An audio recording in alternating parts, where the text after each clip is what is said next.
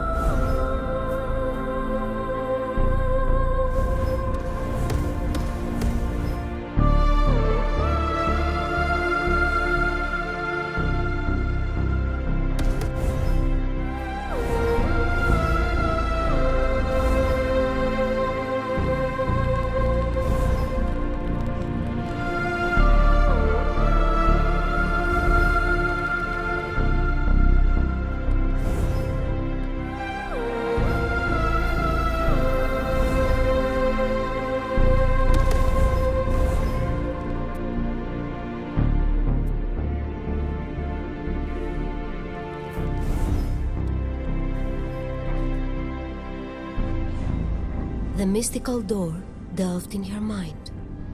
Her memories it rummaged. The warrior, the seafarer, the huntress, the lovers, the maiden. All of the memories were in place. The door in silence slid open. Distant and agonizing memories the exquisite piece of art awoke. A battle-torn field, littered with forms in anguish. 11 figures, deities ancient and strong, were bowing low, defeated in an ancient battle. Their punishment was swift and cruel, sentenced to oblivion everlasting. Their immortal and once potent souls to mortal shrouds, eternally encaged.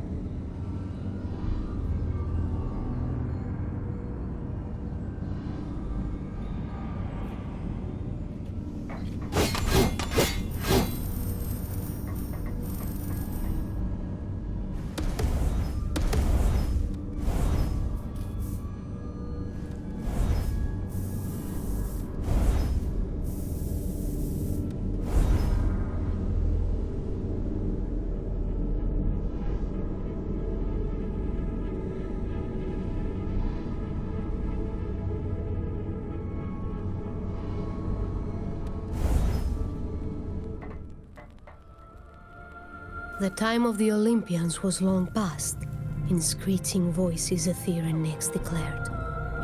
Capricious, tyrannical and vain, long ago they were defeated, and humanity was saved. True to her nature, Harmonia spared not a thought, for all the suffering and pain she caused in her efforts to ascend.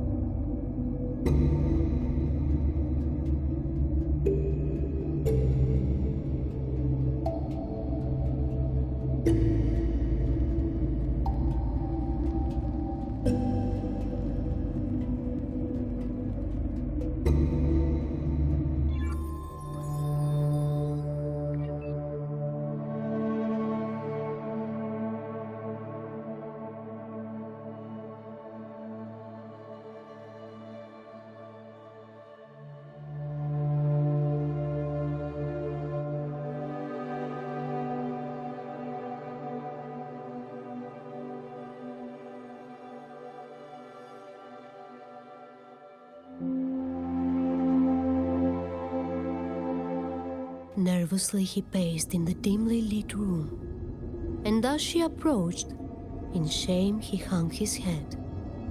Profoundly he apologized for all the misdirection, but it was for the greater good, he promised.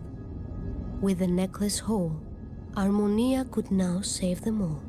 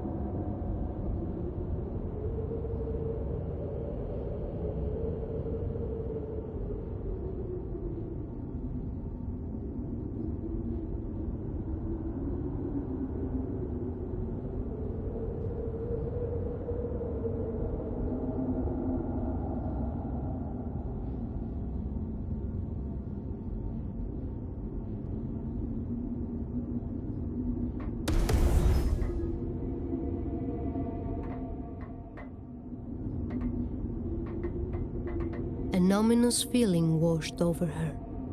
as the room she cautiously entered. Suppressed memories of what had happened here.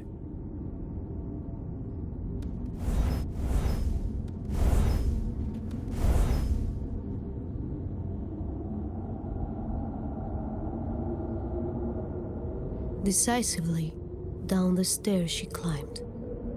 Now that the truth had been laid bare, the necklace was a way for her divine destiny to be. Adrestia needed to help her reach her rightful place or get out of her way.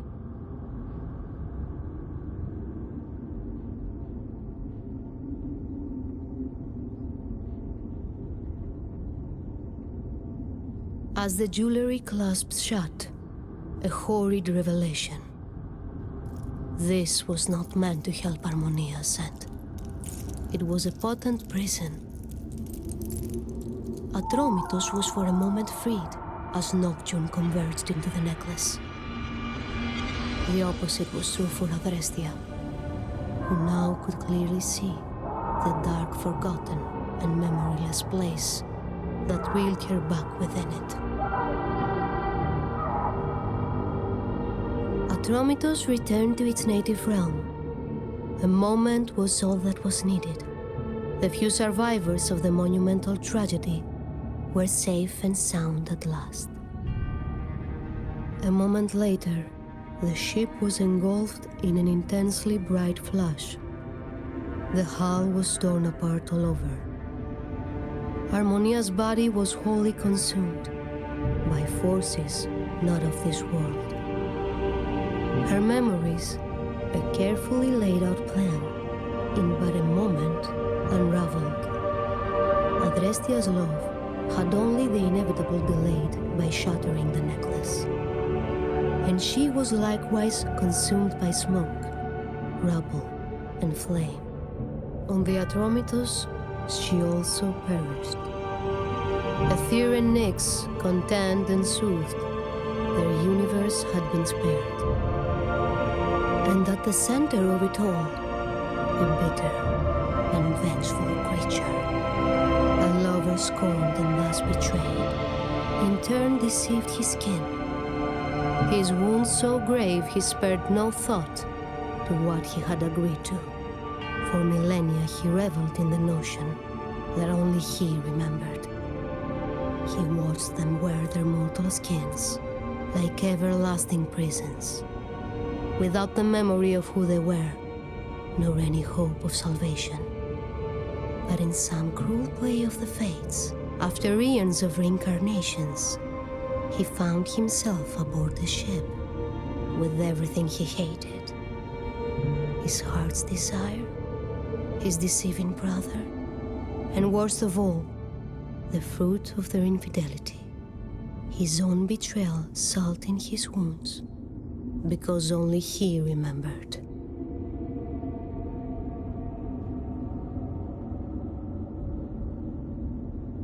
This all was 20 years ago. The Atromitos almost forgotten. On the protagonists of this here tale, not even a whisper. But who am I, you ask? A question fair, deserving of an answer. I am the child, brought to this world to complete an ascension ritual. My blood was destined to be spilled, Harmonia's plan to bring to fruition. But here I stand, Harmonia's clone, and all her memories of deities of old, I, to this day, still carry.